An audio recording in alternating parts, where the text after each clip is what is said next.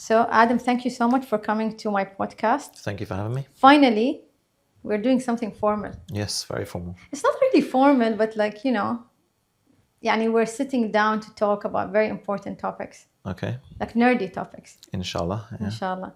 For those who don't know Adam obviously, we go way back. Adam is, my trainer, nutritionist, sometime life advisor, Therapist. Sometimes I yell when I'm stressed out at work and I go to my workout sessions. Yeah, true. But today we're not talking about that. We're talking about you. I think that would be a good topic to cover, though. Yeah, that's a good idea, actually. How many times did Katariyal yeah. at a session? So, Adam, I want you to introduce yourself. Okay. Who you are, what do you do, Okay. what are your businesses, or what do you focus on, and all of that. Sure. So I am Adam. I've been a personal trainer and now going into the online coaching side of things for, how old am I now? 38. So 20 years personal trainer. Wow. Started in, obviously, England, which is home for me, in Virgin Active, which people may have heard of. And then stayed there for about 4 years, just learning the ropes. From there, I took a year off to go traveling, just to get some life experience, which was one of the best years of my life. Then came back with thirst to kind of start my own business. So I did. Bought a gym, run a gym in London for 2 years. I knew that. So that people don't generally know that about me. They know me as just a one-to-one personal trainer. But so ran a gym in Richmond in England for 2 years. That became pretty successful. Sold that, started my own business again with personal training, which I actually ran from my garage in my house, actually my mum and dad's garage. Yeah. So I converted that into a gym, had clients there. And then COVID hit, which destroyed many people's businesses. Mine went down the drain as well. And then I came over here to Abu Dhabi. I remember seeing videos of that home gym. Yeah. I think your old YouTube videos were mostly at the home gym, right? Yeah, all of them were, yeah. So I trained there for many years, trained clients there. But that was my little space. Not much equipment, barbell, dumbbells, kettlebells, and a sled to push outside. But it looked like a full-fledged gym. It looked bigger in the videos than it actually was. Like when I went down to one end of the gym, I had to duck. But besides that, no, the space was amazing. Like it's just having your own space and being able to train your clients there. And obviously the commute to work was 30 seconds walk down to the end of the garden. It was good. But looking back on that as the starting point for now where I am, all these years later, it's been a good journey. Yeah, I feel like all these things, like we underestimate all these things that we have to do or change, or like challenges we face. Starting a business, selling a business, starting another business. Yeah, stepping stones. Yeah, and it's also like it's real entrepreneurship. You have to do whatever you need to do in order to get your foot out there. So how did you develop interest in the fitness and nutrition world? Like, how did that come through? I actually started in the gym relatively late for a male personal trainer at the age of 18. So when I started at university, I was playing rugby. I wasn't big enough, so obviously for rugby. For rugby, I was quite tall and skinny. So my aim was to go in the gym, start lifting weights to put on size. Yeah. And then from there, that sparked an interest in me, and started doing a degree in sports science. And then from there, I kind of went into the personal training industry after that. It's interesting, you know what? Like, because a lot of people, when they ask me about, like, when I used to post the videos and stuff working out with you, and they would say, oh, you started with Adam immediately doing weights and everything. I said, no. My first ever interaction with Adam was doing nutrition. Yeah. And I remember that it was like, wow, this is hardcore. And it really changed the way I think before going into like strength training and all the training that we've done. And I'm very proud of all the foundation that we've established, honestly, because I see results even today from it. From where you started to it. Obviously, I was coaching you before I was in Abu Dhabi. Yeah. So we were doing nutrition together before I actually then came to train you one-on-one. But to be honest, you know what? I'm glad actually that I started with nutrition, because that's a game changer. It was a game changer to understand, like, okay, what I consume can also help me with my workouts, not just like living. People don't understand that. But why Abu Dhabi? Why did you choose moving to Abu Dhabi? Because I know why, but like, come on. I'd love to say that I traveled here on holiday and then it captured my heart, but it was actually my heart being captured for another reason, which was my now wife who worked out here. She's been here for like 10 years now, coming to 11 years. So yeah, I came for love. Basically, you came for love. I came for love. But now you're like an Abu Dhabi ambassador. Yeah, so 5 years now I've been out here. Absolutely love it. Obviously, the weather's better than London. The lifestyle's better than London. The people are, should I say, nicer than in London generally. Yeah. So yeah, it definitely has me now, for sure. No That's looking amazing. back. I like when people have these stories, you know, because coming here, you know, you came obviously for love and you're working and you're helping people. Like, I remember when I started working out with you as well, is that, you know, a lot of people underestimate the power of learning new things and progressing in your life, although you're working out, but also mentally, like the relationship between nutrition, working out, and like just your mental health. Mental health, for sure. I think that exercise especially helps with mental health like nothing else. Research already shows that. Yeah. You know, 2 25-minute weight sessions a week helps to reduce symptoms of anxiety, depression. Yeah. That's a minute amount of time to actually do something, but a fast change in, you know, how you feel. And then tying nutrition inside that as well. You know, if you look better, move and feel better, then obviously everything kind of goes in the same direction then. I remember like in the beginning, I used to be very embarrassed to tell people that I have severe anxiety, and the only way I could actually maintain my stress level or my anxiety level was through working out. A lot of people used to see me and say, you know what, you're always in the gym, you have no life, you have no friends. I was like, no, I do have social life, I have friends, but I prioritize going to the gym. And then there were times where I needed to upgrade, leveling up with nutrition was a game changer, honestly. Like, because even for my anxiety, what I eat, what I don't eat, you know, you think of so many things like gut health. And I know you're passionate about these topics, and I want to like tap into, you know, all these topics. But if we want to focus today on the nutrition side of things. Okay. I hate to say this, but like, you know, the dummy series book. What's the simple way to explain nutrition? The simplest way would be the fuel that you consume through the food and drink that fuels your body, makes you feel, look, and move better. So the fuel that you consume, which allows you to do everything in life, is in its simplest forms. Do you think nutrition has been neglected by people? I think for high school level, yes. I think that is something which should be a foundation in a lot of schools to teach kids the fundamentals of nutrition. Obviously, childhood obesity is on the rise at the moment as well. So is that down to lack of education in schools, lack of education with the parents? Could be both. But I think that having a foundation of knowledge with nutrition helps you from that age, and then obviously you can build upon that as you grow up to hopefully reduce chances of getting certain diseases like diabetes, which again is on the rise, cardiovascular diseases. So as a foundation of knowledge, people should at least know what they're putting into their body. I feel like from a personal experience, people are neglecting nutrition. They look at it as something they just consume without thinking. And I feel like if we just take a step back and look at our great-grandparents, they were not like that. No. It's just like with the availability of fast food, processed food, convenient, practical, people working long hours, like people are neglecting nutrition, and they look at it as like nutrition is for sick people or obese. Or people who are obsessed with the gym is the other way to look at it. That's again, these are like so many like bad misconception on nutrition. But I know that you've recently started focusing on your nutrition online business.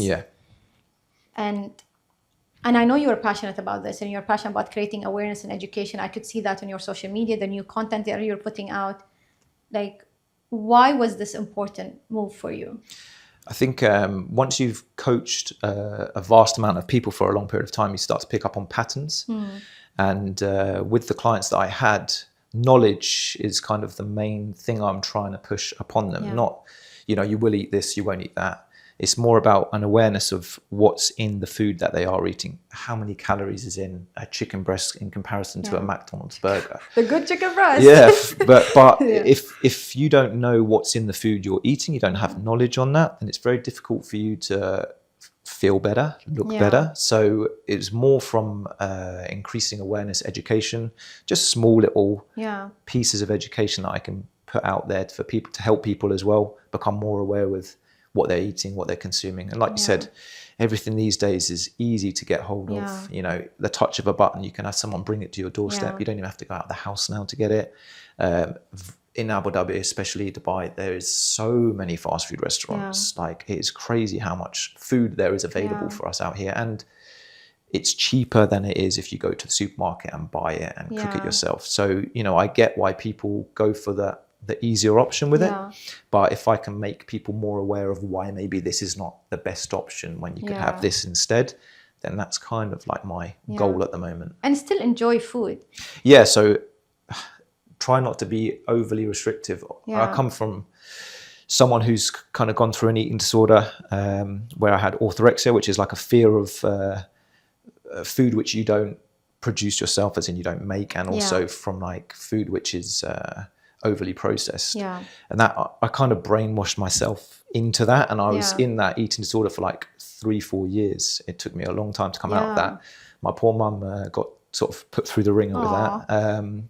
But once you've come out the other side of that, you can then kind of coach people not to be scared of food and scared of calories and scared of, so tracking calories for me was a way out for that, to have knowledge of, okay, I'm allowed to eat this much food.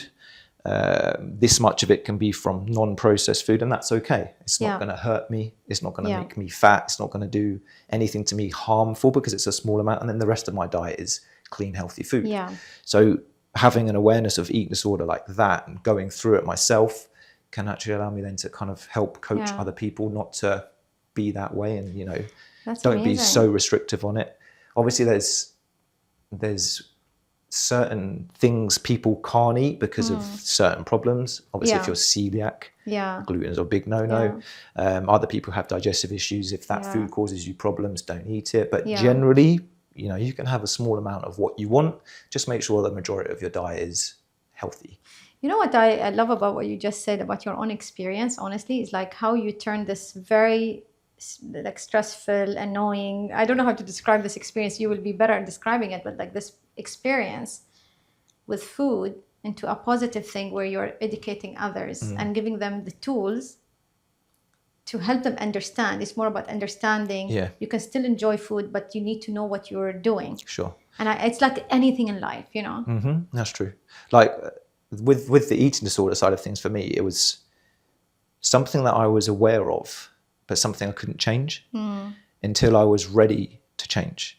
So I think knowledge is power, but it can also be a double-edged sword. As in, if you read up on the wrong side of nutrition and you get buried deep in that rabbit hole, which is what happened with me. I was reading up on paleo diet. I was reading up on carb backloading. I was doing CrossFit at the time. And I ended up, like I said, just building this fear of food from reading about the paleo diet and how I was going to die if I ate bread, you know. So it's a difficult thing to get out of once you're in it. So it's, again, like coaching someone through that side of thing now, is you just have to be very calm, patient. Mindful. Yeah, because you can't force someone to eat what they don't want to eat. You can tell them till you're blue in the face that it's okay. It's not going to hurt you. It's, you know, you can consume it. But until they're ready to actually change and, you know, agree with you, it's very difficult to change someone's mind. So you have to wear many hats as a coach. How I coach you is going to be completely different to how I coach someone else. So you just have to be able to wear many hats with different people. And like you said, life experience and going through certain things, I try and kind of think and focus on that and let that help me with my coaching process. To be honest, like I once and saw so many nutritionists in the past. I, you know, paid lots of money to so many people that I got zero benefit. I'll be very honest. What I liked about the experience with you was that even if I am like, I have 20% of lack of commitment. If I have like, let's say from 100, I have 20% that I'm like, not sure I want to do it. I always left the conversation, or, you know, even if it's a text or anything, with something new that I've learned. And I think knowledge is so powerful. So even if, like, I'm pretty sure that clients who work with you on nutrition things, even if they don't commit to it 100% now, the information is stuck. They know they have to get to it. Yeah, that's hopefully what I do, piece by piece with a jigsaw. Like, you don't want to overwhelm someone when you first start coaching them by trying to be this guru on nutrition. You just guide them as they need, you know, and every person's, like I said, different. Every person needs something different with regards to what they're struggling with. It could be weight loss and they've tried 10 different diets. Now they're coming to you as like a last resort, and you have to then figure out why the other diets weren't working for them and get them to adhere to one that you're trying to put them on. So yeah, I think everyone needs an individual plan, which again is personalized. So that's what I'm trying to do now with showing people with the online coaching side of things, is that there are some rules that people can follow, but personalization to fit your goals and what you're trying to get to, that's kind of more important. Yeah. And I think you mentioned to me earlier that you also work with people that are goal oriented. Why is that? Why it's important to work with people with goals, even if it's long-term goals? That's on my initial questionnaire when I get clients to fill that out if they want to start coaching with me. That's one of the questions, is what's your goal? Because everyone has a direction which they want to travel in, you know, so making sure then that you're aligning what they're doing with their goal and reminding them of that goal is a good way to get adherence towards a diet plan. An easy example would be you're trying to get in shape for your wedding. You know, that for a female is a huge thing. So that's easy to direct them towards. Now, if it was just, I want to get in shape, okay, now we kind of have a grey area where there's not a date that's set in the diary here. So I'll try and give them small goals to adhere to through, let's get you down by 2 kilos by this time. And then they have something small and measurable that I can keep them accountable to.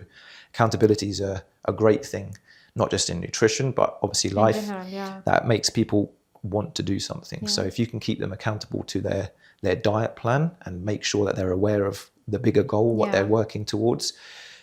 As a nutritionist, I'm kind of not looking short term with them, I'm looking down the road already. So where they're constantly looking in the mirror and seeing what they're seeing at that moment in time, and they might not be happy with what they see, I'm already looking a year down the line to see where we can get them to. And I think also to develop sustainable habits.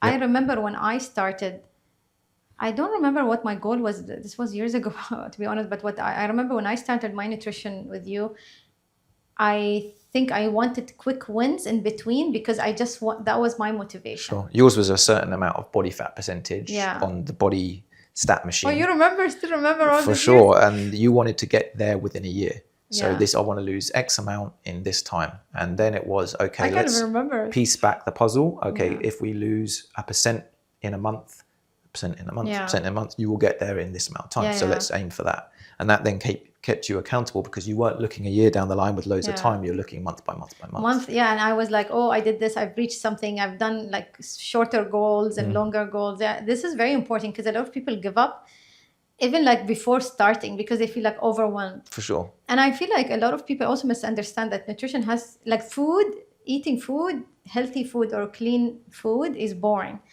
These are also things that I learned through the journey, is that no, you know, you can have, like, I honestly hate chicken breast. I hate chicken breast. I don't think you're alone there. A lot of females don't seem to like it. But there's no fat in it. That's true. Well, fat's more calories. So, you know, technically, if you're looking for a high protein source, it's one of the best options out there. But yeah, okay, if it's overcooked, it's dry, it's not very nice. Which I always did. I didn't have a chef then, so it was really bad. Okay. So that's not on me, that's on your cooking. It was really bad. But I compromise with a lot of spices. Yeah, so you can dress it up. No calories. No, but they're also good for your health still.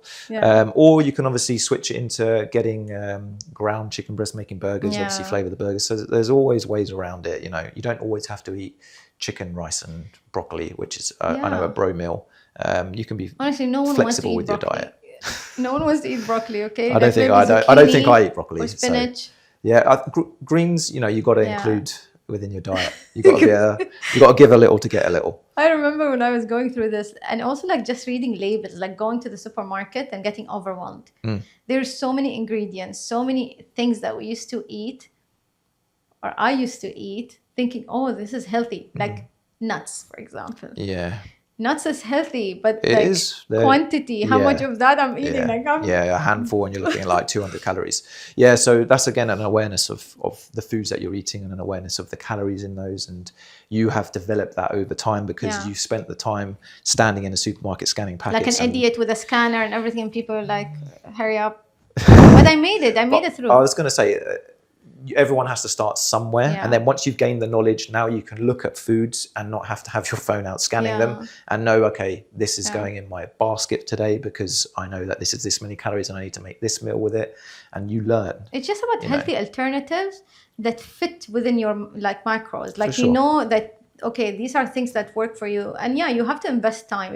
If your health is not important to any individual, and they don't want to go through this, that's the price they're going to pay. Yeah, eventually it will catch up with them. Yeah, I always say that. And now that I'm aware as well with all these things, I'm very picky. Like if the chef goes grocery shopping and says that this item was run out and I bought this alternatively, and I'm like, no, never buy this. Like it's a rule in my house, you know, I don't want this crap. You like what you like. I like what I like, and at least I know what's in it.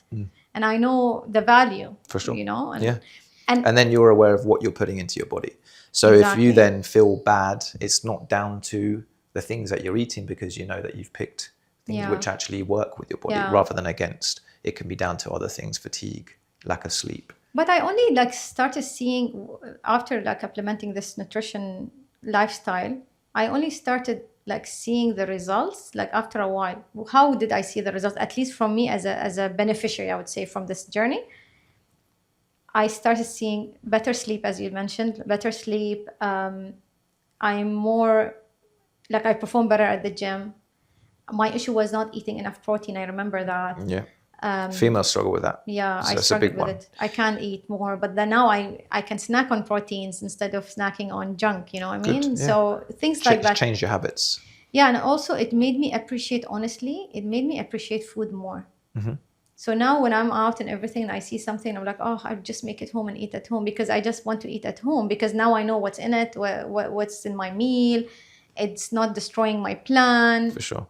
Like there's places now that do healthy options. Like Abu Dhabi is quite good for that as well, where, you know, we have healthy food options which are lower in calories, and they'll give you the macros on the menu when you're ordering. So it's good now that even places where you eat out are giving you better options for people who actually want to be more health conscious. Yeah, I noticed that. Yeah, they are putting in the labels and they have on the go more items. Yeah, and like their food is obviously more, they'll put it's organic or it's homemade rather than it being processed out of a packet.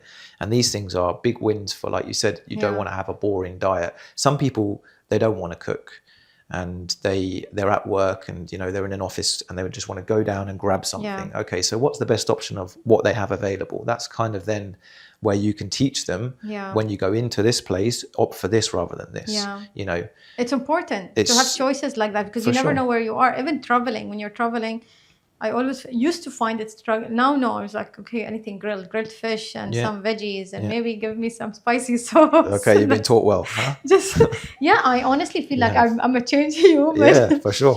But also because I suffered from gut issues. And I had gluten and dairy intolerances. These are things that I never ever, like growing up, honestly, if you look at my lunchbox that I used to go to school, I think people would feel so bad for me, because my lunchbox, you know, included a cheese sandwich, 2 cucumbers, those were my greens, and then there is like a milk drink with some strawberries, and it was, for me, that's junk now when I look at it. Like, this is junk. And also, it's not the cheese, the good cheese, like from the good fancy section. It's like processed cheese. So imagine you eat this until you are, I don't know, 8, 9. So you're eating this like almost every single day. No one, like, I'm not surprised I have dairy and gluten issues. I remember, by day, for sure. I was sick. I was getting sick. I was really sick. I could not even eat anything at some point. I had to drink only water, and even water was so hard. I lost so much weight. To get something in my system, I used to put lemon with the water just to, like, I was trying to do anything because I could not really have anything. Khalas, my gut was on fire. My gut was disaster. Yeah, it's telling you it wasn't happy. Wasn't happy, but I went to doctors, hospitals and everything, and they were like, oh, you know, you're eating something you're not supposed to. Okay, what is it? Like, help me out. Help me, yeah. Until one time I just got lucky and I found out that I need to do this test, and the test will be sent to France, and the results came. Literally, Adam, if you see the report, it was red. Food intolerance, yeah. I developed so many intolerances to food that really damaged my gut. And that was a turning point. Yeah. Now you got to heal it. Yeah, and it takes so long to heal the gut. It's not easy. Yeah. It's especially, well, think about how long you'd been eating foods which you don't agree with you. Yeah. What I say with clients when it comes to food choices is if you can digest it, you can eat it. Yeah. What does that mean? That means that you're not going to get gas, bloating, stomachache, cramps. Yeah, if you're being sick. This was my life for a few years. For sure. So your body's giving you a reaction here that tells you that it's not happy with something. So that's a trigger. Yeah. And if you've got trigger foods, don't touch them for the time being. Yeah. Then you've got to learn to heal the gut. So obviously, like I was put out in the recent video on my Instagram with regards to having probiotics, prebiotics. I didn't even know about all of this healthy bacteria. I only hear bacteria. I'm like, and you think it's bad. No, it's bad. And then I realized, no. Well, fiber is, like I said, it's not digested in the small intestine. It's actually broken down in the colon, and then you get good bacteria once the fiber is broken down. So fiber, for sure, is great for people to have more of, because it's an insoluble thing. We don't digest it. We just break it down the colon, and we take the good bacteria from it. And then that helps us break down other foods. Obviously, having probiotics, which are healthy bacteria in fermented foods, like I love fermented food. Yeah, kefir, sauerkraut. Who would have thought I'm going to be into all this? But amazing for you. Okay, when you're a kid, you're not going to eat those because they don't appeal to you. But now I had no choice. Exactly, you have until I started making them at home. Okay, so then now you've started to be able to realize what you need to heal the gut, and then from there you're now able to reintroduce foods. You know, because you've done the long process of an elimination diet. You've taken out those trigger foods. Yeah, I remember this elimination diet. It wasn't easy. It's bad and it's hard, especially when, you know, you're going out to eat with friends. What's the first thing in a restaurant they're going to put down in front of you when you sit Fries. down? Or bread. With you, maybe. Or bread. Yeah. So bread is like and, you know, me and Rosh, we go to like Cheesecake Factory to have their bread. Like we don't even care about the names. The brown bread, for sure. So we're conditioned to, as soon as we sit down somewhere, like we had pizza on the weekend. So after I ran the Spartan race, wanted a lot of calories in a short amount of time. So I ordered a pizza. What's the first thing they put on the table, even though we're going to eat pizza and not things? Oh my God, bread. So it's bread. Yeah. So we're constantly being fed these foods, and some people can't digest them. Some people, you know, you can eat them for years and never have a problem. Then all of a sudden, but also the content of like these, like there's a reason why these things taste so good. The sugar and all of this that goes into it, like that's why, you know, يعني it impacts your performance in general. Yeah, like I'm telling you, like I only because I started getting really sick, gone everywhere, that nutrition became such a priority in my life. So it's not till you're at your lowest when you realize you need it. Yeah. I always say that. But it was too late, and that's why my recovery, like healing my gut and everything, and even my relationship with food, and like just like not being afraid of eating. I don't know. I wasn't ever properly diagnosed with any like illness like that, but I developed this fear of food because I'm thinking if I eat, I was not going out with friends because I'm scared I'll get sick. Like things like that, it really do impact your life. For sure, yeah. So mental health, like we spoke about before, like that's why having an education on the foods that you were eating and were triggering certain symptoms, that's why it's very, very important for you and for other people. Like over here, obviously I coach quite a lot of females, and the females more so than the males. I do have a few males with stomach issues, but the females for sure, they have lots of like trigger foods and foods which they will eat and they'll know that they are trigger foods, but yet they'll still eat them. Mushrooms, for example, corn, for example. Why do you think that is? Why do you think? Do you think also the hormones and everything plays? For females, I think that females typically enter a dieting process earlier than a male and are more restrictive with their food, and they cause problems at a younger age because of this. They're more aware of their physique at a younger age. See, I respect your answer to this because it's true. They therefore have probably dieted or gone through 5 different diets before they're 20 because they feel fat They want to lose weight. They see this one as the best way forward, a juice diet, a and cleanse. Society pressure as well, you know. For sure. Like, you know, females are supposed to be beautiful, thin, you know. So as girls are growing up, they're seeing that. If they've got sisters who are seeing doing a diet, they might take on that diet because they see their sisters or their mums doing it. Or some people, they are like from the same household. One is thin and one has an issue with weight. They eat the same diet, but their bodies don't function the same. No, everyone is different. Yeah, and I think a lot of people also have that assumption, like, oh, your sister, like I've been in situations like that, your sister is so-and-so and you're like this. I'm like, we don't function the same way. Yeah, comparison is the thief of joy, right? And I remember as well when I was going through all my gut issues and everything, I always felt fat. I wasn't fat. You bloated. But I felt fat. Yeah. So I would tell people this. I'm like harsh on myself. I was like, oh, I feel fat. And then I realized, you know, when I went, I basically fixed my diet. I remember when I got the test results from this lab, I was in the US and I just ordered, this is funny. I was in a barbecue place. Okay. I was like in Texas. And I just ordered this very nice barbecue dish, you know, brisket. And I ordered fried avocado, typical American diet, you know. And I got this text, and it has side like beans that I don't know what, like it wasn't just the beef and I said, oh, I got my test results, and I opened it and it was all red, and maybe 80% of what's on the table I'm not supposed to eat. For sure. I literally cried in the restaurant. I was like, what am I supposed to eat now? I'm gonna die. Yeah. And I remember buying lots of books, a lot of things, trying to educate myself. And I felt my life was falling apart. I could not focus at work when I came from my holidays because now I'm not eating the same food and everything. I would say maybe 3-4 months. And then suddenly, it was like a magic. It was suddenly, my body looked different. Yeah. I wasn't working out. It was literally just nutrition. Yeah. Less bloated, less inflamed. So then I go to the doctor. I said, why am I losing so much weight? He said, for starter, you're not eating the food that bothers you. And all of that, there's a lot of water. There's a lot of things were in your body that made you so bloated that now you needed time for your body to get rid of all this toxic things from your body. For sure. And that motivated me to work out. Because then I was like, okay, I'm not really fat. I just had bad nutrition.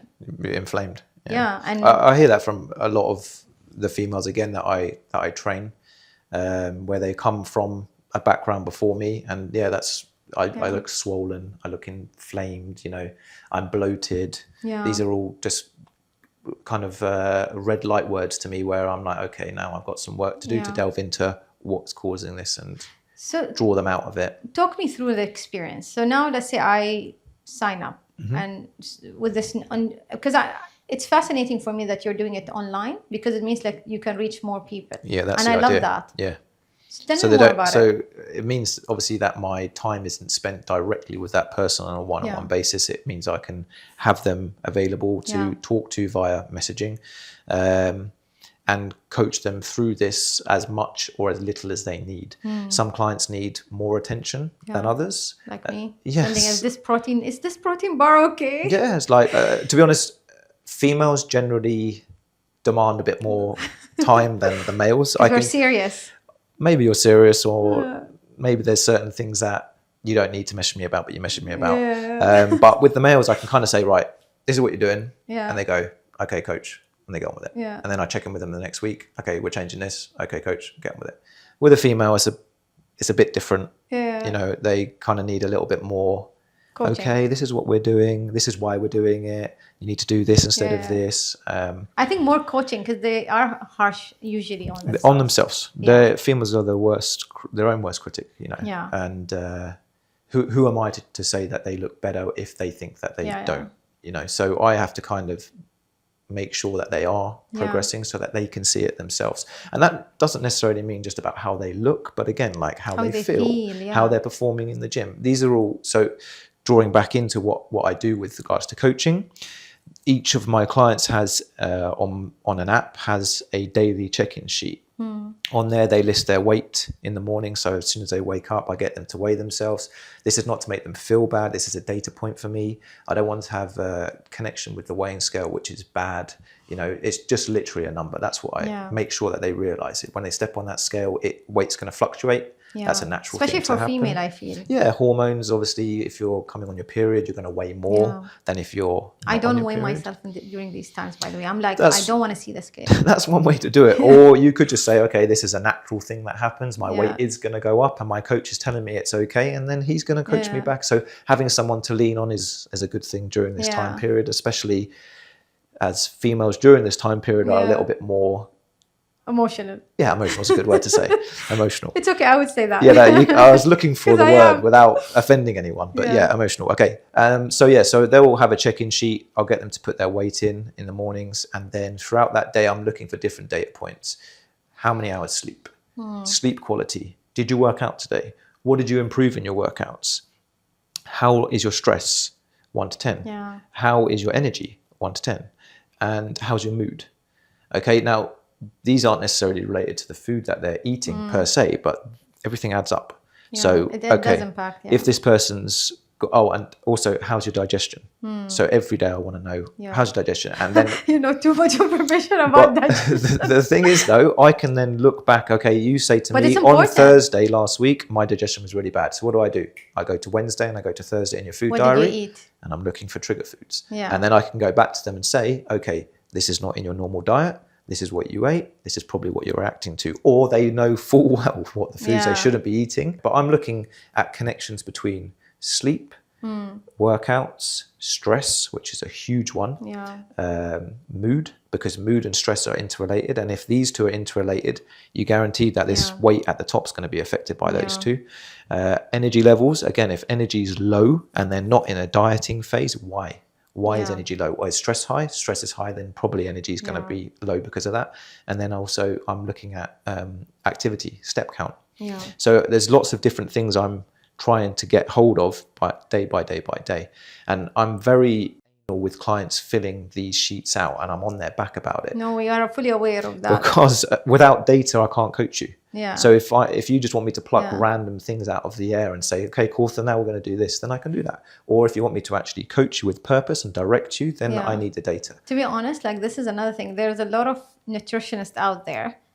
They will just randomly tell someone, oh, okay, you want to lose fat, you want to do this is your goal, okay, do this without no data, no understanding of the lifestyle of the client or anything like that.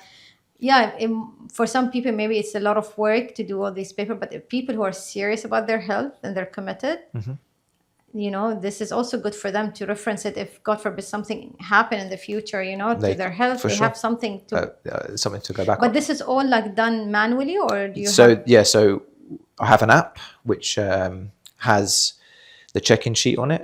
It has their nutrition plan on it. It has a food tracker. So like MyFitnessPal, it's built within that. So they can track the food on that app. Yeah. I can see what they've tracked. Yeah. I can see their check-in sheets. I can match the two together. I've got workout programs which I can put videos in. So it's like a one-stop shop. Yeah. It's got my ebooks in there as well. So all of my online clients get free access to my ebooks. So they can have recipes there. They can learn about new ways of eating. And of course, they've got something to go back to and read if they so wish. Most of my clients aren't going to do that. Yeah. They're not interested. They just want me to tell them what to do. But if they are, I've got some clients who are generally interested, and they're ones that ask me more questions. Why are you doing this? Why are you doing that? That's there for them for coachable things. So it's like a one-stop shop. The reason why I did that is I used to get them to fill it out by hand and then take a photo of it and send it to me. And then I would feedback on that, and I'd have MyFitnessPal running. I'd have them checking in with this progress sheet, which I'd go through once a week. Now it's all in one place. Yeah. How often are you on your phone during the day? Many times. Okay. So how easy is it for you to open up an app and put in the data that I need? Honestly, very easy. If someone says, oh, no, they're lying. Of course. People are on their phones. I mean, people take their phones to the bathroom. Of course. I'm not sure why. While you are cleaning your digestion, you might enter with your kitchen. What about their digestion? That's the only reason I can think of why they would do that. Exactly. I'm not actually going to get involved in that conversation. I'll back off from that one. But so it's a one-stop shop now. So we have everything in one place. It's to make it easier for the client and also easier for me. I have to look at one place for all of the data from all of my clients. Consolidated with all the data, all the information. For sure. And I think this is also interesting and also nice because you're embracing technology, AI and all these new technologies. Because a lot of people in your field are intimidated by embracing technology. And I think this is very smart, especially for the nutrition side of things, because if someone, maybe some people are in a very dark place. Let's face it, like, let's be honest. I know someone in my family who is in a very dark place, don't want to interact with anybody. Okay. But they want to try to lose weight. Okay. So this is a good solution. For sure. They don't have to see another person. It's just someone at the end of the phone. Yeah, they can just talk to someone online, like as in like through the app, centralized app, and it's easy. And I know a lot of people try to do this and all of that, but I feel I'm a bit biased because I benefited from your nutrition programs, and I know how it works, and I know how manual times. It wasn't that high-tech version. I might actually sign up again, but like it really changed the way I think about food, and I think there's a huge value in that. And as I said, as a reference, you know how many times I actually went to a doctor appointment and they would ask me questions, and I would go back to, let's say, my tracking, like my fitness pal, like what did I eat, like especially in emergencies when allergy situation happens. It does help. Why. Yeah, it's a log, isn't it? It's like you said, it's a point where people can go back to, or a coach can go back to and find reasons why. Sometimes it's not the big food groups which you would think it is, like gluten and dairy, that affects someone. Sometimes it can be like, I put people on a low FODMAP diet. So FODMAPs are indigestible forms of carbohydrates found in fruit and vegetables. Now, if as a nutritionist you're telling someone to be careful of certain fruits and vegetables, people are going to look at you and say, like, why? You know, so you need to have tools in your toolbox as to know, okay, this person can tolerate gluten, they can tolerate dairy, but something's triggering them. So you have to dive into their food diary and see, okay, what high FODMAP foods are they eating that could now be triggering these things. And not only that, also like with health conditions, like for example, like not a lot of people know this, like, but I was pre-diabetic. And I was terrified. I will never ever remember, I forget this day. It was during COVID when the doctor told me that I'm pre-diabetic. I felt like someone just slapped me really hard, and like, what the hell, you know? And I was like, what to do? And that's around the same time you moved to Abu Dhabi. I started working out with you, and I was doing already the nutrition. I remember. I remember having my follow-up call with my doctor on a Zoom, because it was still COVID. Like they just opened up the gyms. I remember while I'm on the treadmill to just like go through my test results. And she told me that I'm not a pre-diabetic, like I don't have any symptoms of diabetes or pre-diabetic. And I was shocked because I wasn't like also like making the change for too long. Short time has a big effect. But you went from zero exercise as well to exercising 4 to 5 times a week. Which for someone who's pre-diabetic is huge. You know, just move. Like, studies have shown that going from 2,000 steps a day to 8,000 reduces risk of all-cause mortality by 40 to 50%. I was playing tennis. I was working out. You're I was moving doing more. So much. So what's the body's response to having high amounts of glucose in the blood? You know, it's going to either get pushed into being stored as fat, or it's going to get transferred into energy. You've got to use it. So, you know, you just exercising more means that your body is going to start to cope with higher amounts. But also the food. I fixed my food. Of course, you know, not eating so much high sugar foods, processed foods. That's a big win. And then you tie that in with exercising more, and all of a sudden magic happens. And I built a habit. Like this is a habit for life. So this is another thing which is part of the educational process for me, is to show people that just because you might be pre-diabetic doesn't mean that you are going to develop diabetes. There's a way to combat that. And how do you combat that? Healthy diet and exercise. Exercise, ignoring the pros of exercise for looking better, it is going to make you live longer. Full stop. For me, this was the thing. I remember like, I want to like reverse this. I think I only lost 3 or 5 kilos. And then I did the test. Like it wasn't even like a big number. Just my diet was crap. You know what I mean? Before, Eating like, I don't know what I was eating now. I don't even remember the past, you know? But it wasn't like, so I always want to tell people this, like whenever you're afraid about your health, don't always give up on your health just because there is like... There should be an alarm bell to do something about it. Do something about it. And sometimes it doesn't take that much of time. Like I think it's 3 months or 2 months. I was like just consistent. I was actually shocked myself that I was able to reverse it through just nutrition. So there's a study out on literally that time period, 3 month time period, okay, where they looked at 3 30-minute workout periods, and it was just brisk walking. Okay, this didn't even have to be done in a 30-minute time period. You can do it in 3 10-minute walks during the day. And again, it reduced all of these risks of cardiovascular diseases. It also helped improve feelings of depression, anxiety. So 3 30-minute workouts during the week, it's nothing. I know as someone who's a personal trainer, that obviously I'm laughing about that. But to me, you know, people sit down and watch binge Netflix series on TikTok for I always check my clients' phones, you know. It obviously logs how long they're on certain apps, so I'll get them to, especially the younger people that I train in their like below 25. Maybe I'm old now, I don't know, but I look at their... You are old. I think so. I don't even know how to use TikTok, so yeah, for sure. But I look at how long they're on these apps for, and it's crazy amount of time. 6 hours a day. Yeah. I don't even know what they're doing. It's too much, If you can sit 6 hours, it's the same idea. Like, people gave me crap because, you know, recently I've hired a chef at home. Mm-hmm. I was like, I started not enjoying eating out more because I just want to eat good food, and I want to know, and I want to be able to. I want ramen. I want to eat ramen at home. I want to be able. So I hired. Your chef's good.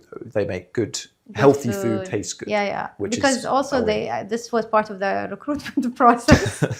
So when I hired a chef, a lot of people gave me crap, Adam. Like, oh, you're such a snob. You're such a snob. I said, no, guys. I looked at how much I spent on talabat and Deliveroo. That's one. Second, if I'm able to spend 3,000, 4,000, 5,000 on an iPhone, I'd rather invest that in what I consume. I'll buy high quality product, have a chef, so me and my family can have better nutrition. For sure. And, you know, like, and flexibility. And I save money.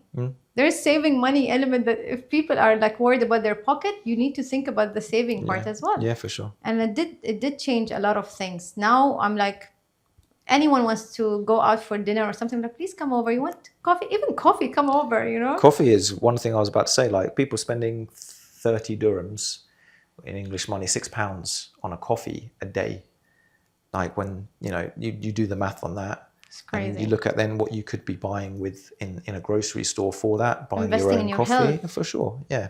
So things for people who care aren't seen as expensive because it's an expense that they want to make, like I said, to live a better life. And that's what it comes down to at the end of the day. Yeah. Whether something's expensive or not for one person might be not expensive for another because they're willing to put that money into this because it's going to make them feel better. Exactly. I'm not ashamed of this, to be honest, because I feel like now I'm 40.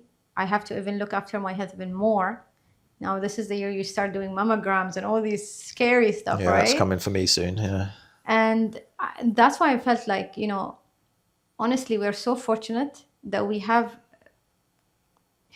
I hate to say that, but we have a brain to think. We need to set priorities.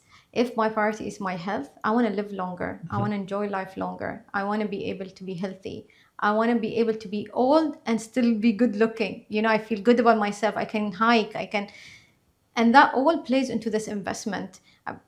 Unfortunately, a lot of people, from my experience, or at least the way I look at it, they're cheap when it comes to their health. They're cheap when it comes to their nutrition. They're cheap when it comes to their workout. You know, and honestly, I want to give you credit for this. Like, even you and Rush, one of the things I really admire about you guys, these are the things that I never neglect now. This is like, for me, is like non-negotiable. I can negotiate not going out to Zuma for dinner. I can negotiate not spending X on a dress or a shoe or whatever. Yeah. But these things are my core for my longevity. I want to eat healthy. I want to work out. I want to have, and people think it's just about, as you mentioned, some people about the look. It's not look. For me, it's completely for mental health. I have a lot of clients like that. Yeah. They come to see me to basically move to feel better. You know, that's the long and short of it. And that is, like I said before, if I was to hand you a pill which could make you live longer, which could reduce the chances of getting certain diseases, which didn't have any negative side effects, would you take it? Yeah. Of course you would. I would. This pill is exercise. It's like magic. Of course. All you've got to do is put some time and invest some time. And it doesn't need to be necessarily in the gym, like I said. 30-minute brisk walk 3 times a week, you know, 2 25-minute weight sessions. That's not a huge investment of time. Yeah. But the benefits of that are tenfold. Even in meetings and business, like for personally, I feel like when I, you know, I don't eat breakfast first thing in the morning. I just can't do that and work out. I like to work out on an empty stomach and then I eat. Yep. Just doing that, just incorporating that change in my life made me more sharper in business, made me a better boss. Even when they are like huge mess ups, I'm more in control because I feel like I got my shit together. You know what I mean? Like I know I can control it. And I think this is very important. Like we live a very busy life, but as you said, this 10-minute walk, if you do 10 minutes equals 30. 30, yeah. Come on.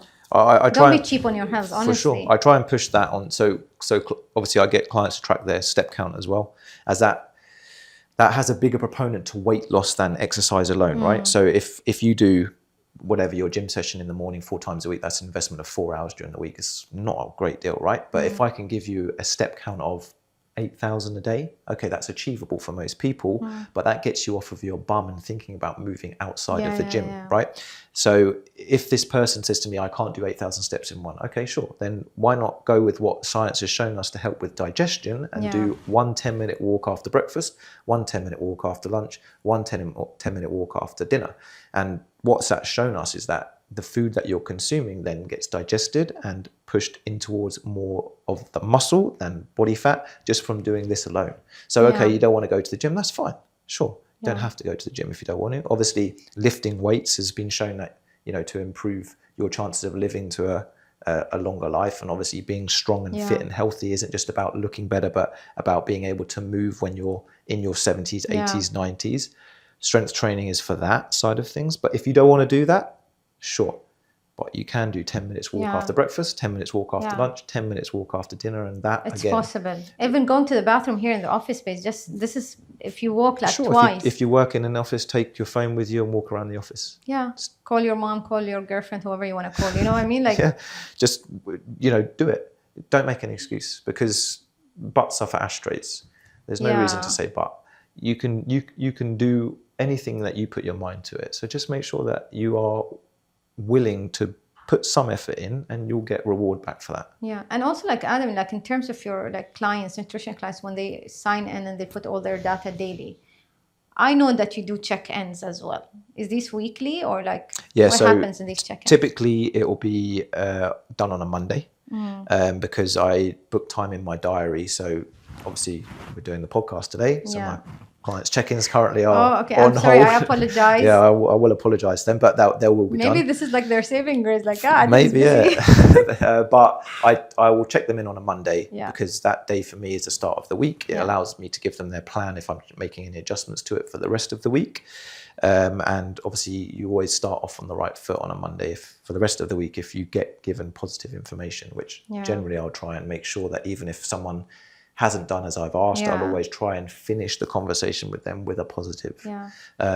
So Mondays is check-in day, but sometimes I'll spring a check-in, you know, I'll look at people's check-in sheets just to make sure that they're filling it in, and if they're not, I'll drop them a message. I know this, but listen, Adam, most of your clients are like long-term clients. They definitely don't mind you checking it in the middle of the week. Are you losing it? Are you losing it today? Literally.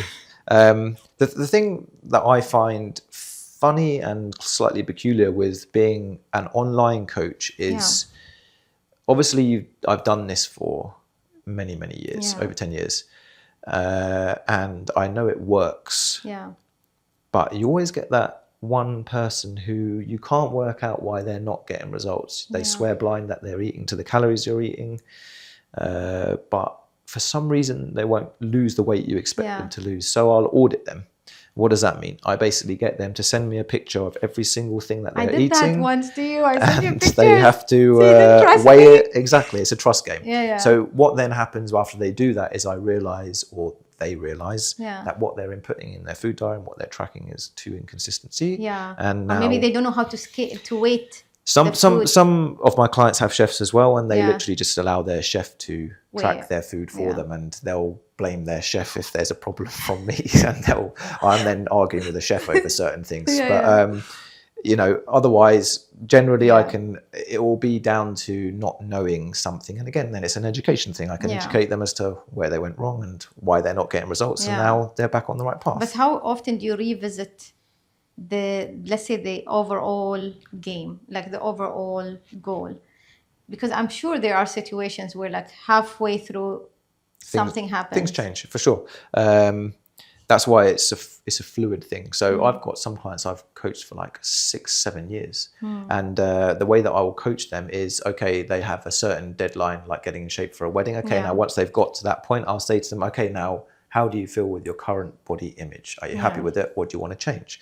And then from there, the pathway will go dictating upon the response they give me. Either I can push calories up and try and get them into a muscle building phase, or I can again diet them down, try and get them to lose some more body fat till they're happy with what they see in the mirror, and then we go again. So it's never like a linear phase where I'm constantly dieting someone down, because that's not sustainable.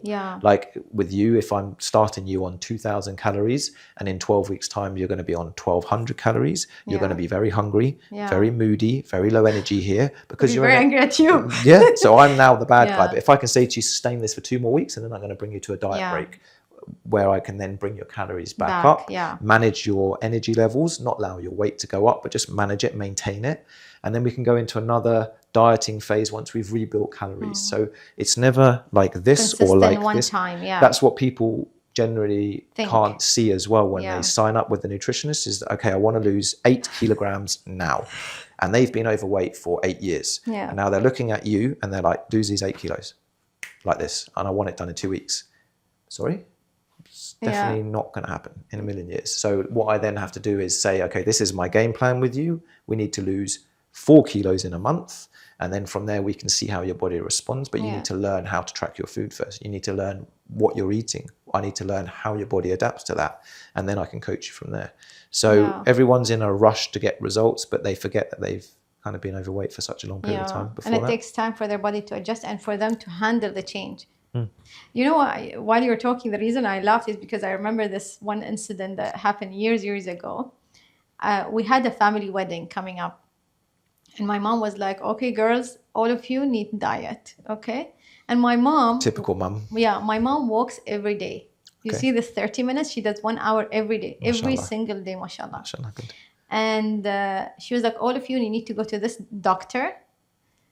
He wasn't the doctor. He was like more like, I don't know what. Okay, we went to this guy. Apparently, he's famous. He's gotten people ready for weddings and stuff like that. Because now we need to look. It's a family wedding. We all want to look good. Yeah. And you know me, I'm petite. Like, I needed some work, but not this extreme. So I go to this nutritionist. And he was like, you need to eat 2 eggs, boiled eggs for breakfast. Lunch was pineapples. And dinner was cucumber. For like 7 days. And you will lose. Your will to live? Yeah, I bet. My mom, I don't know how my mom did it. Like, my mom was also on the same program. And my sisters and everyone, they all did it. I'm like, guys. And they gave us this very weird thing to drink. It was disgusting. Okay. And I'm like, Mom, this is horrible. Not a sustainable way to do it, right? She was like, no, this is my mom's answer. I did it for so-and-so's wedding. Remember? I lost a lot of weight. I do not want to remember. I cannot eat 2 boiled eggs only. Cucumber and pineapple. My lunch was a pineapple. I was like, what is this? So this is like extreme 500, 600 calories a day. This is a joke. I don't think it's that. The reason I brought this example up, because this is reality, and I'm pretty sure people who are watching this going to remember, they might know this nutritionist, very famous. Nutritionist wannabe. Okay. How do you pick a good nutritionist? Firstly, if they give you that diet, that's a red flag straight away. Don't follow anything too extreme. Someone who should be able to talk the talk and walk the walk, and someone who doesn't push you into a certain type of diet. So with me, it's a flexible dieting plan, as in I will give you this amount of calories, and that's broken down into macros, which is a certain amount of protein, carbohydrates, and fat. So you basically have a overall calorie target, and within that calorie target, you have to make sure you hit protein, carbohydrates, and fat. You can eat what you want, just as long as it fits your macros. Except 85% of that food has to come from single ingredient whole foods, and then you have 15% that you can do what you want with it. If you do that, I'm happy. You'll get results. You're happy because you're able to have flexibility in your diet choices, and you're not kind of pigeonholed into eating a certain way. If you have certain nutritionists who are trying to make you eat to a certain plan, or a juice diet, or a soup diet, I don't believe in or celery juice diet. I don't even know why anyone would choose to do that to themselves. It's too much. Yes. If you think I want a real breakfast. Yeah, for sure. Yeah. I work real out food. hard. Like, why would I drink just celery juice? Like, it's not even nice. I think it came when the vegan diet came like big. So do you have a favorite diet? Like, I know that you don't really push any diets, but like I know that because you do now a lot of like running and this, like.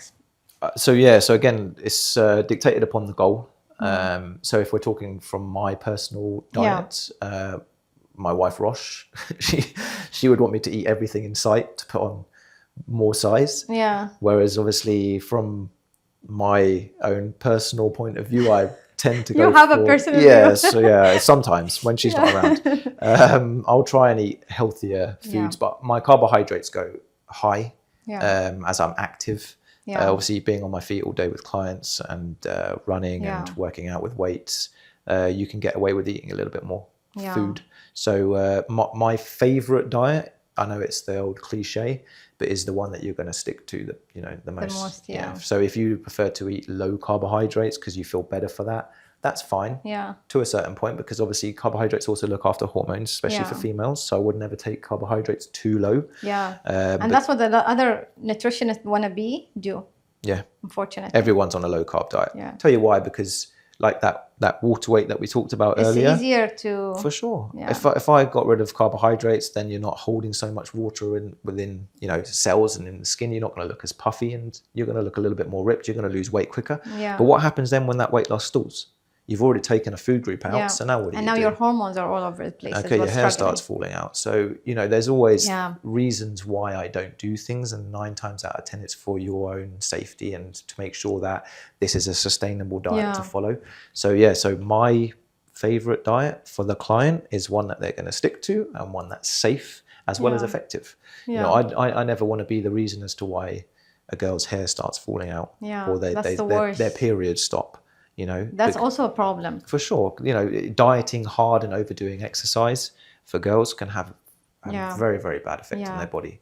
And then their body starts giving them signals that it's not happy. And if they carry on putting their foot on the pedal, it's just going to get worse. Thyroid problems over here for females. It's massive. It's huge. We all have thyroid problems. Everyone has thyroid problems over here. I wonder why. I need to read more about that. It's mainly, so there's a doctor, a thyroid specialist in Abu Dhabi who I'll send my clients to. Obviously, I'm not a doctor.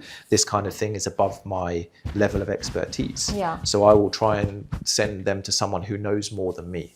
Okay, and thyroid, this doctor, he is the best. He's the guy. For sure. So I send clients over to him because he'll be able to tell them, this is how we can fix this problem. But high stress levels, bad food choices, lack of sleep. This is all like things which tie in towards having... Especially in Ramadan now. Oh my Ramadan God, coming up is a nightmare. Like, I won't lie, it's logistical nightmare to try and get people to stick to diets, because there's such all right, you fast for the majority of the day. So in my head, I would think that these people would start to lose weight. But there's so much food available when they break fast that it comes down to a lot of sugar, highly palatable, high calorie foods. So although you're fasting for the majority of the day, when you break fast, you have 5 cakes on offer. You have a buffet of food, and to tell someone now, okay, I want you to take a plate, put it on a weighing scale and weigh 150 grams of rice, 120 grams of chicken, and then you're just, what's staring you in the face is a cheesecake. You have to have very strong willpower here to not, get hold of that and eat the whole thing. So especially as you're starving hungry because you've been fasting the whole day. And also being like thirsty. So people confuse hunger with thirst as well. For sure. So what would be like tips you would give to someone during Ramadan? Okay, so to not mess up, basically. Number one would be to, when you break fast, if it was me doing it, I would break fast with obviously water, but then I would have some protein and some fruit. That would be the first two things, because your body's gone without protein for X amount of hours. And also obviously you want to have foods which are generally digested well and are high in antioxidants, vitamins, minerals. So a little bit of fruit and a source of protein. Obviously you guys eat dates as well when you break fast again, which is fine, you know. And then for my main meal after that, which I would probably have pre-workout. If I was fasting, I'd work out after my first meal, and I'd have a small meal, again, easy breakdown of protein, carbohydrates and fat, a small meal, go train, and then have a bigger meal. Then I go to sleep. Obviously drinking water during this time period as well. But what I would actually do is plan those meals to make sure that, okay, I have this amount of time to eat before I have to go to bed and sleep, and I need to eat this amount of calories. I would then put that into my tracking app before the day. I would know that I'm eating this, this and this, and that would be my menu, and then I'd eat off that menu. But I'd prioritize protein, especially when I break fast. I prioritize foods which are nutrient dense, fruits, vegetables, and then I tie in my carbs and my fats around that. You know what's interesting, what you mentioned, like, it's like in our culture, if we go just to the way our grandparents ate, we will not be making this messes in Ramadan.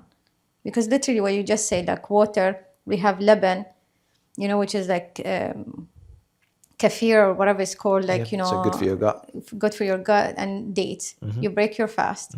And then after that you have soup.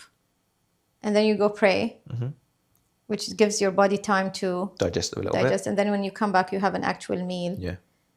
And now this meal is the risky meal, the way I look at it. This is the risky meal, because after that you're expected to socialize. And that's where all the desserts and the coffee and then it's a cycle, becomes a cycle. And I always say that and Ramadan, it's obviously 30 days, right? So if you're doing that for 30 days straight, you break your habits easily. You are or now, you create new habits during that time period. And one of my clients seems to have, what's your dessert, your famous dessert that you have? The like gemat? No, it's like a cheese-based one. Cheese-based Can't remember what it is. They serve it in Nusrat. No idea which one you're talking about. There's a lot of cheese. There's a lot of cheese options on the dessert. I can't remember the name of this one. It's going to annoy me now. However, he's saying he has an affection to this during Ramadan, and he puts on like 2 to 4 kilos during Ramadan. Just because of this dessert, I'm sure. I'm fairly sure that, and obviously the rest of the food alongside it. But yeah, generally he won't eat desserts, but during Ramadan he seems to, you know, just change his habits to then wanting it's them. a social gathering. Of course, like I said, too much food available. Okay, I want to ask you a question. Who's your ideal client? Like, if there's a perfect client who is very serious about their nutrition, how does this person in your head looks like, as in like commitment wise and all of this? So if they would do what I tell them to do without fail, like they will always track their food, they will always weigh their food, it will be accurate. They fill in their check-in sheet every single day. They send me their progress pictures, if they're sending me progress pictures weekly on a Monday. And whatever I ask them, they will give me the truth back. Yeah. Honesty and respect. For sure. Not necessarily a respect thing, but just don't feel that, like, because I think sometimes people see me as like a teacher. Well, oh God, I messed up, and now if I tell him, he's going to be mad. Yeah. Which is not the case, because ultimately, if you mess up your diet, it doesn't affect me. Okay, so I used to get really angry about clients messing up their diets because, this is like I'm coaching them and they shouldn't. Now I'm like, putting so much effort, they don't realize it's a lot of work as well. Of course, but now I realize that that's their body, and if they mess up their diet, it's them that looks like that, and it's me that's here, and it doesn't affect me. It's just a coaching thing. So now, obviously, I'm much more relaxed with it, and I realize that they're human beings at the end of the day, and people are always going to deviate on plan. But yeah, if I'm looking for a perfect client, it would just be someone who consistently does what I ask them to do and follows through with the plan and allows me to actually coach them without there being anything which deviates them off of it. And celebrate the wins as well. For sure, of course, You know, like I read an article recently, I can't recall where, and I saw a podcast around it. You know, when I started a topic, when I think of something, I will look everything related to that topic. And it was about family planning and why a lot of people now go to basically do IVF. You know, a lot of young families, they want to have families, they want to have kids, but they either have a lot of miscarriages and they have to go to IVF in order to actually start a family. So when I dig deeper and deeper and deeper, it was all about the food we eat. There were so many interesting things I learned about the impact of the nutrition of the food we eat on how we basically plan our families. Mm-hmm. And I know the concept of family planning is not a thing, like for a lot of people. But when you think about it, now we are all young, and our access to information is out there. For sure. But no one is talking about this. No one is talking that healthy nutrition is not just about gymming and looking good and everything, but also like to have kids, you need to be healthy. Yeah, and obviously not carrying excess weight helps as well. Yeah. The more overweight you are, the less chances you have of. Do you have any thoughts about that? Have you? It's done not any something research? obviously that I specialize in. Yeah. As clients have never come to me for this reason. But I think with this kind of thing, it's logical. Yeah. Where the healthier that you are and the healthier state that you're in, the better your chances are of doing these kind of things. Yeah. And with, like I said, with everything else in life, like if you take care of yourself, then you will be able to do what you want to do for a longer period of time. Yeah. There's obviously slight deviations from that for certain peoples, and things will happen to people even if they're the most healthy people alive. That is also life, and I understand that completely, but you give yourself a better chance when you take care and control of your health, and you care about what you're putting into your body as much as you do with other aspects of your life. Yeah. So and also when you have children, if you're eating really bad, if your diet is really bad and you struggled with like having a family, like getting pregnant and a lot of miscarriage because your diet is not good, or your body can't, there's so many too much issues. alcohol as well, or drinking alcohol, or even men, like one of the research I read was like, the sperm is so weak that this can't, like, it doesn't survive, and this all goes to diet and all the toxic materials around us. But then you have a child, and this child is also inheriting your diseases, inheriting your habits, inheriting all of these things. Because, there's a huge movement of like having more kids. You should have kids. You have to get married. But I always say, like, nutrition is not just to lose weight and to look good and perform better, but also in life. Like, how much we spend on healthcare because we have bad nutrition. Yeah. Or we look at nutrition as a thing just for people who go to the gym. This is one of the first things you said, like people think that. Yeah, you're a health nut if you care about your food, or you're weird, that sort of thing. Like, I think... or you're not going to die. I've been told, like, once in a restaurant, oh, come on, eat this. You're not going to die. Like, it's not about dying. It's like, I just don't want to eat it. Yeah, everyone's allowed their own opinion, right? And yours is that you don't want to eat it, so therefore you don't have to. But I think also when they're in the age bracket that we're now in, you look around you as well, and you'll see those who have taken care of themselves and those that haven't. Like, it's very apparent around, between 40 to 50, where that age bracket is now. You can see those who are, able to still run a marathon, who are able to go and do X, Y, and Z activities. I'm trying to run. And then you've got those who can't, and they can't even run for the bus because they haven't taken care of themselves over the last 10 years. So, like you said, I think if you pay the price now with putting in some effort, or you're going to pay the price in later 10 years time. And don't take shortcuts. There's a lot of people take shortcuts nowadays. Weight loss, obviously medication, weight loss operations. A magic pill or injection, or, for example, detoxing. I honestly personally don't believe in this detoxing juices. Yeah, you got organs inside you that do a very good job of detoxing you. So it's a bit of a waste of money.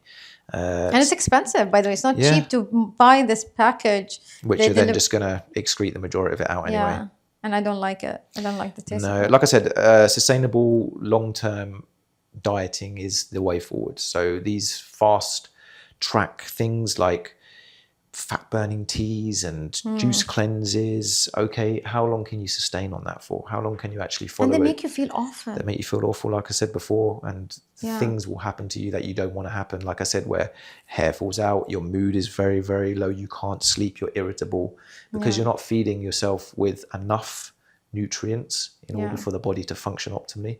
So that's one thing I will always try with clients to do, is to make sure that their nutrition is working with them, so that they can sleep better, so that when they wake up they are energized, so that they can go to the gym and perform, or so that if they're a mum, they have 4 kids running around, so they have energy to deal with that. So to raise children, for sure. And when I'm on my clients' backs about not eating so much processed foods, it's not because I don't want them to eat it.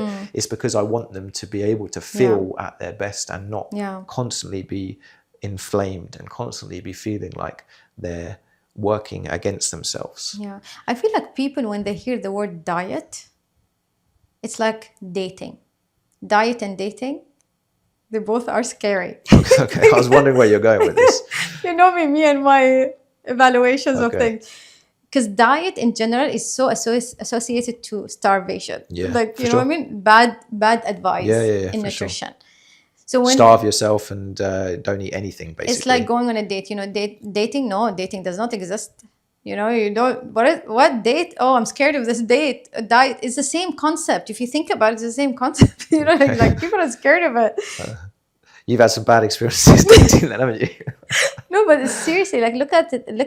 They think of it in a way that, because diet as a word has a bad rap. For sure, diet culture does. And dating and bad dating is bad rap too. You see what I mean? I got it. I see where you're trying to gist it towards now. I don't know. Diet culture, for sure. I think social media has something to answer for that as well. As again, this is a double-edged sword. You can put good information out there, people will listen to it and they will implement it. You can also put bad information out there, people will implement it and they will follow it. So bad. So, and you're always going to have people saying this is not the right way to do it. This is the right way to do it. So what do you believe then?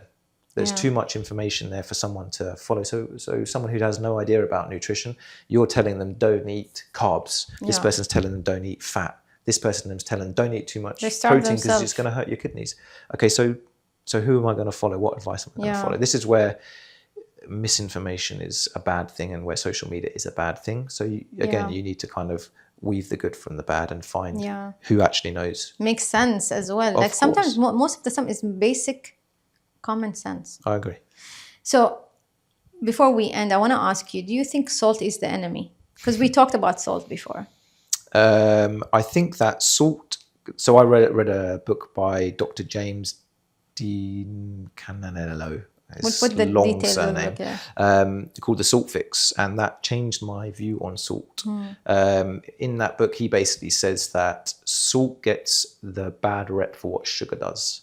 So everyone blames salt for certain diseases, high blood pressure, hypertension, cardiovascular disease, when in fact it's down to sugar. So eating too much sugar does these things, but salt gets that bad rep for it. So I started then, after reading that book, N=1 experiment. Okay, let me start having a little bit more salt within my diet and see what happens. So I would have pink Himalayan sea salt, a gram of that in my breakfast. I'd have it in a But good quality salt. Yeah, so good quality, not table salt. So salt which has other minerals involved apart from just sodium and chloride. So so good quality sea salt, Celtic sea salt again is really good.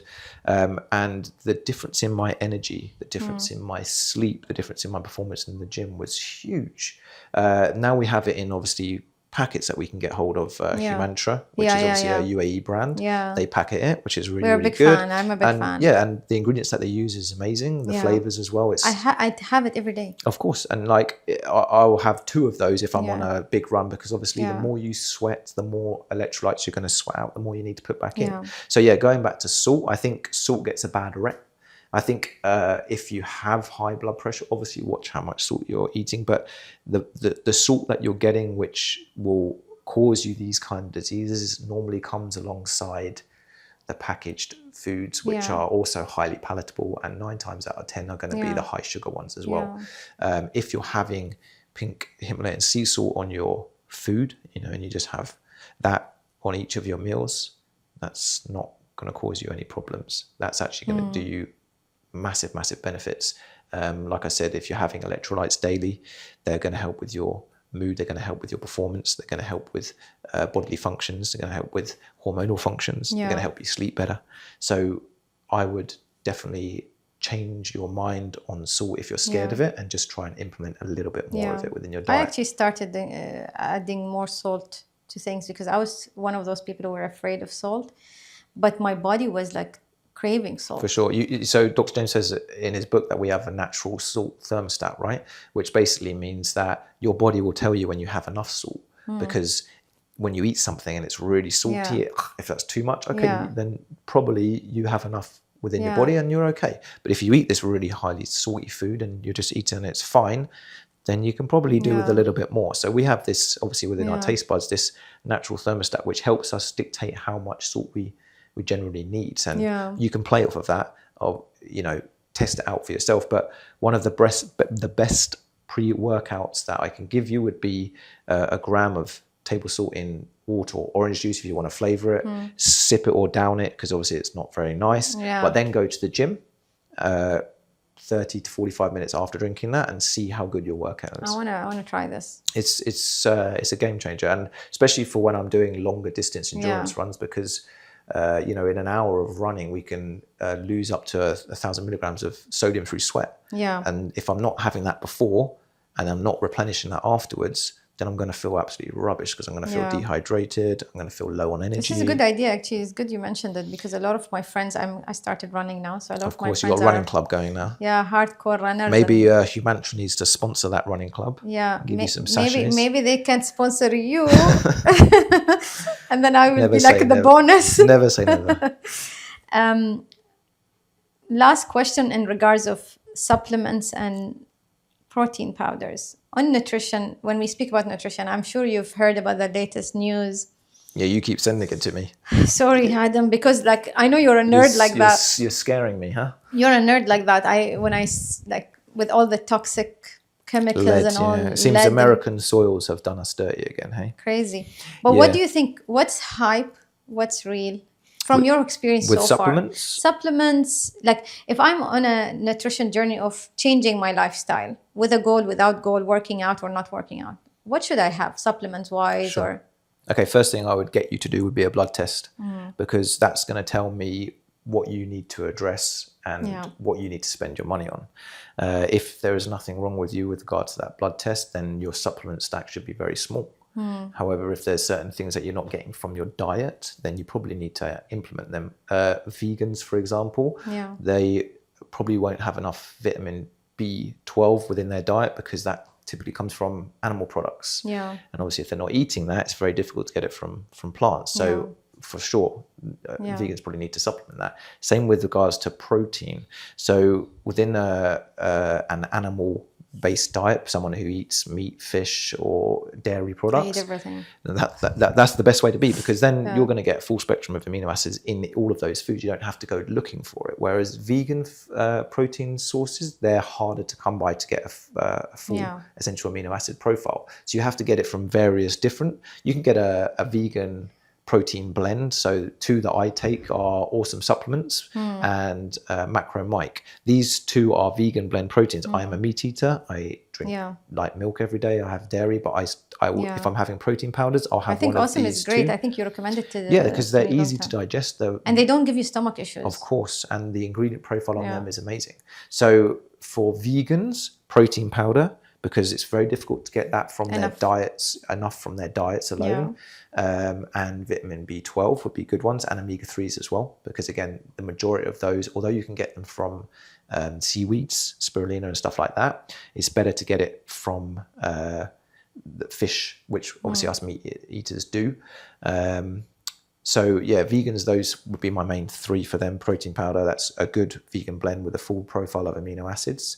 An omega-3 and a vitamin D, a B12. For non-vegans, I would typically look at things which the body needs but you can't get easily from your diet. Vitamin D3, and I'd pair that with a K2 because they're bioavailable together. Very difficult to get it from your diet, and a lot of us, even though we live in a country where the sun shines for 99% of the time, we don't go into the sun enough to get enough vitamin D3.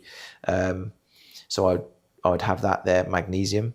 I love magnesium. Magnesium is, again, it's involved in every bodily process in the body.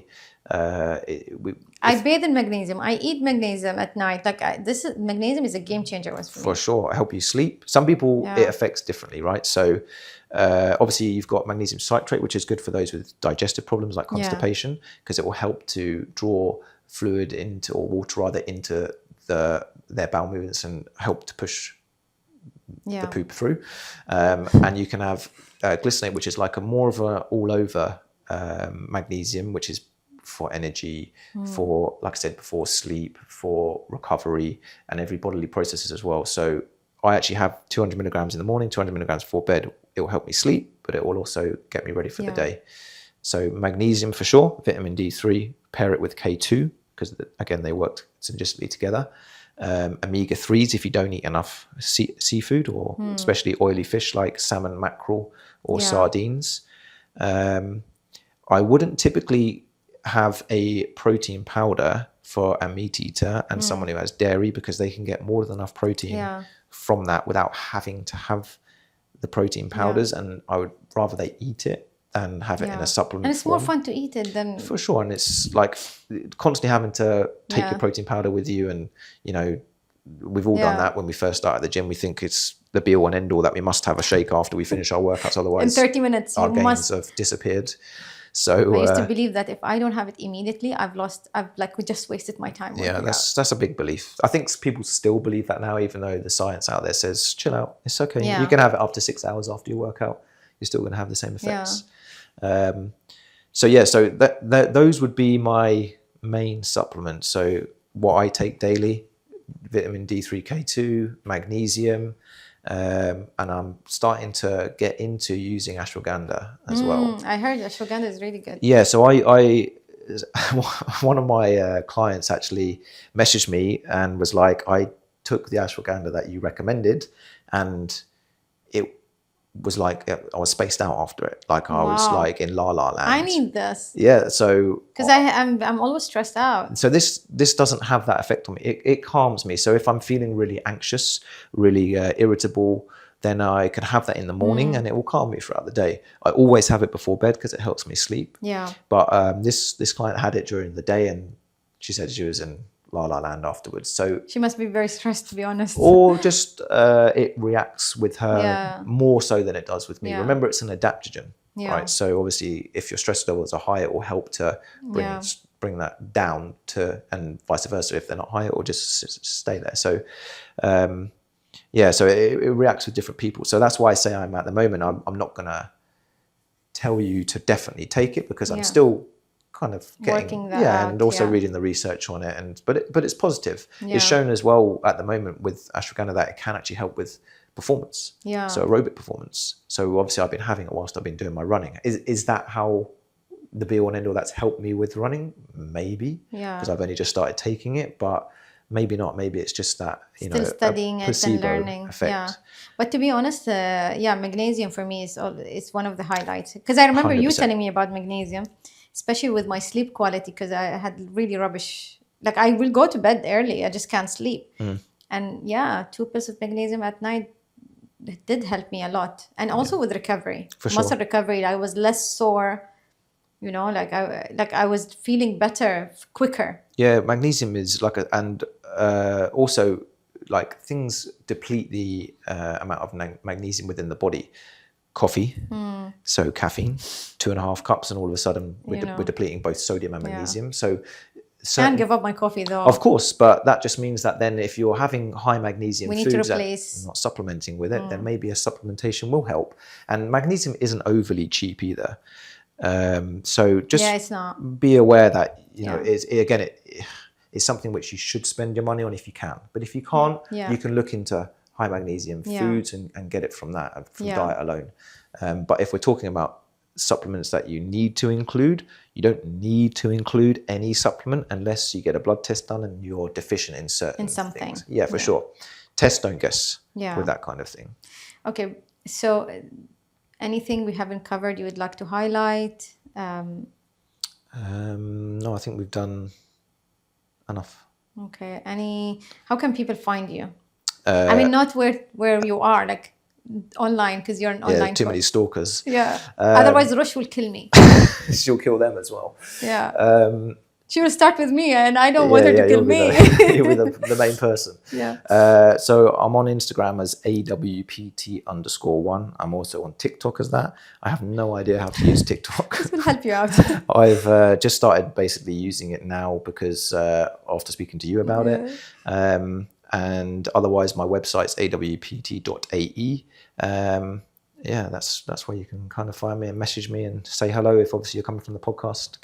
I honestly feel like I'm so proud of you, Adam, for taking the step because, as I mentioned, like in every session, I always leave with the new information. That's why I always felt like, oh, I'm working out, but I'm learning every day about something new. I appreciate and I feel like I'm so happy that you started this journey of communicating with through your social media, trying to educate people and raise awareness. And honestly, even turning a bad situation into a positive situation, and the work that you and Rush do for the community here in Abu Dhabi, even though, you guys are just two people, it's massive because you're helping truly with the right intention, with the right credibility, with the right mindset. And, this is worth something here in Abu Dhabi because there are a lot of people who claim to be able to help people with 1, 2, 3, but they don't. So I really appreciate the fact that you guys call Abu Dhabi home, and you're serving Abu Dhabi community. And it's honestly my honor that you accepted to come on the podcast. Oh, it's my honor to be here. And I know this will be overwhelming for the people, but they will demand another session and another session and another session. But thank you so much. Thank you. Last thing, I got the team have asked me, they want you to not have enough time to think. And they want me to ask you a rapid fire question. Oh, God. Okay? This either going to throw you under the bus or this. But they're not scary questions. Don't worry. Nothing that you can't answer. Okay. Question number 1. But you have to be quick, Adam. Okay. I'm worried now. Okay. What's one nutrition myth you would want to disappear? One nutrition myth I'd want to disappear. You have to cut a certain food group out in order to lose weight. Okay, I agree. One of the myths I want to disappear that when people targeted fat loss. Oh, that's a good one, actually. Spot reduction. But this is not nutrition, but I hate it. I hate it. Or if you don't work out, your muscle will turn into fat. Turn from one tissue to the other. Jesus. I laughed when someone told me. Okay. If you could recommend only one type of food for optimal health and nutrition in general, what will it be? Blueberries. I love blueberries. I survived 9 months with blueberries. 125 grams a day.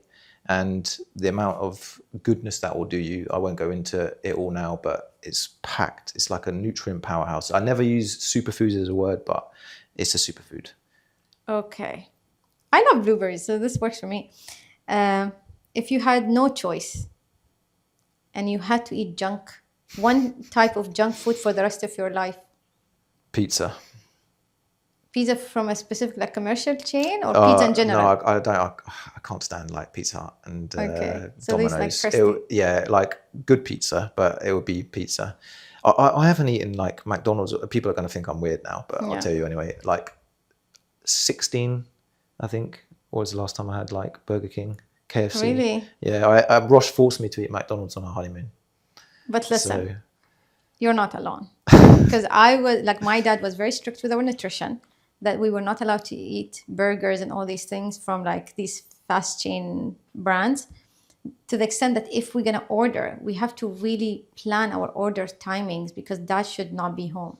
And we need to tell the delivery guy, if we don't come out, leave it next to the tree. It was so special bad. leaving place. And I only ate McDonald's for the first time when I was 16 and I was in the US. Okay, and you did it well then. Sick. No, I got so sick. You learned the hard way. And then I said, I don't eat McDonald's. My reason is slightly different because I was actually overweight when I was younger, between the ages of 11 to 15. Funny story, actually. Rosh went to see my mum and dad when I was in Abu Dhabi. She works in London for the summer. And my mum pulled out all these pictures. So I got sent a picture of me when I was massively overweight when I was younger. And I thought that I had buried these pictures. Oh so my God. yeah. So, but I used to go out with my friends. I'd eat a McDonald's or a Burger King on the train home, and then once I got home 10 minutes later, I'd eat my dinner that my mum prepared me. So I stopped eating it from there. Yeah. Once I started getting into like health and fitness, and then since then I just kind of never really gone back to it. Okay, I know Rosh's guilty pleasure. Okay, and chocolate. What's your guilty pleasure? Besides that, pizza and all of these things, like what's your guilty pleasure? Banana bread. Banana bread. You guys are obsessed with banana bread. Rosh makes banana bread. Okay, she won't give me the recipe, so you can try and force her into this. Maybe get her on the podcast just to give her the recipe. It's amazing. It's 10 out of 10 delicious. She will not give that recipe to anyone. People have messaged me on Instagram for it. I've asked her, she won't do it. So that for me, I have that every day without fail. Listen, I thought about a plan actually for the banana bread. Like, guys, the banana bread is so famous. And I even thought she was trying to sell it to clients. That's how good it was. No. I was thinking of a plan. I was like, okay, instead of having mince pie or like cookies for Christmas, Rosh can gift us all banana bread for Christmas. I think she'd enjoy that. If she was in town. I think she would enjoy that. Better than being in Bali where we were anyway, that's for sure. Because she got food poisoning there. So. Yeah, she told me. Poor thing. Thank you so much. I hope you enjoyed this. Thank you very much.